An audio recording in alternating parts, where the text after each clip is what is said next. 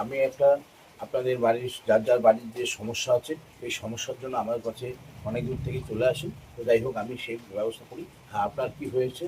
ও, ঠিক আছে, আপনারটা বলছি। আচ্ছা, আপনার বাড়িতে খুব সমস্যা চলছে। তো আপনার বাড়িতেই অনেক লোক আসা যাওয়া করছে। তো আপনার বাড়িতে কে যেন খারাপ করেছে, ঠিক বলছি কি না?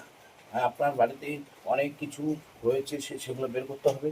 আপনার বাড়িতে যতগুলো চড়াই রয়েছে সেই চড়াইগুলোকে সরিয়ে দিতে হবে। তো যাই হোক, আপনারা কি চড়াই মাংস খান? হ্যাঁ, তো আপনারা আপনাদের বাড়িতে যত লোকজন আসে সেই লোকজনগুলোর মাথা সবারই মাথা ব্যথা কি না? হ্যাঁ, আপনি ঠিক বলছি কি না? তো যাই হোক, আপনারা অনেক ভাবনা চিন্তা করছেন। আপনার বাড়িতে আপনার বউর খুব সমস্যা। আপনার বউ বাড়িতে থাকতে চাচ্ছে না, ঠিক আছে? আপনার বউ কি করছে? অনেক দূরের লোক আপনার বউকে টর্চার করছে, ঠিক আছে? কথাটা ঠিক বলছি কি না? হ্যাঁ, ওকে।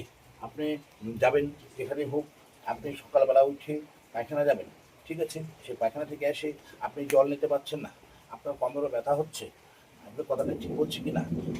আপনারা দৌড়তে পারছেন না, আপনার পায়ের তলায় বিষ হচ্ছে, আপনার আহ, আপনার পায়ের তলায় বিষ হচ্ছে, তা আপনি কিছুদিন থাকতে পারছেন না। আপনার বাচ্চা যে আছে সেই কোণে ওকে কান্নাকানি করছে, তার জন্য আপনি ঘুমোতে পারছেন না। আপনার বাচ্চাটা দুধ খেতে পারছে না, আপনার বাচ্চা দুধ খেলে পরে ঠিক ঘুমিয়ে যাচ্ছে, কথা ঠিক বলছি কি না? আপনার বাচ্চা কী করে থাকবে, তার মাথাটা পূর্ব দিকে দিতে হবে, এই কথাটা মনের জন্য রাখতে হয়। আর দুটো চড়াইয়ের ডিম আর দুটো হাঁসের ডিম নিয়ে আসবেন, আর 5,000 টাকা সাথে নিয়ে আসবেন।